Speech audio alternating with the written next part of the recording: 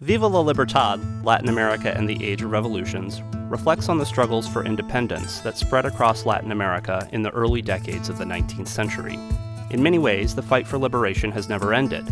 Ideas like territory, citizenship, and autonomy, which were central themes in the Age of Revolutions, continue to be debated, contested, and reimagined.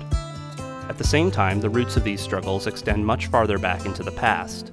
Tension had been percolating for centuries before people in the Americas finally achieved freedom from colonial rule. Resistance among many colonists focused on taxation and abuses of power by European-born colonial officials.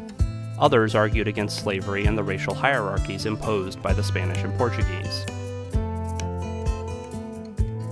In some instances, resistance was led by indigenous peoples, such as Nahua villagers, who documented their attachment to the land going back hundreds of years, and the indigenous rebellion of 1780 to 1782 in the Andes, led by Tupac Amaru and Micaela Bastidas, was an important precursor to Latin American independence.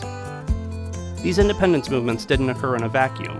They had connections to and drew inspiration from the US, Haitian, and French revolutions. When asked about Latin American independence, most people will mention prominent military leaders, like Simón Bolívar or José de San Martín.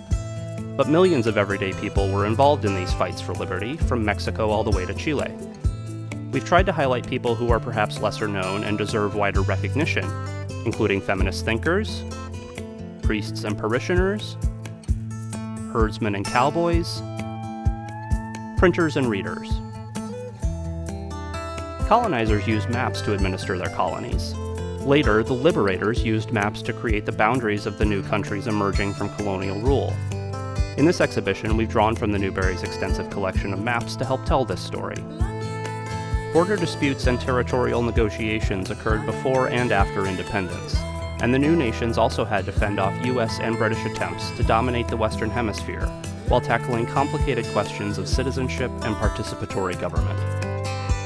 Throughout the former colonies of the Americas, struggles for governments that support true civil and human rights continue today.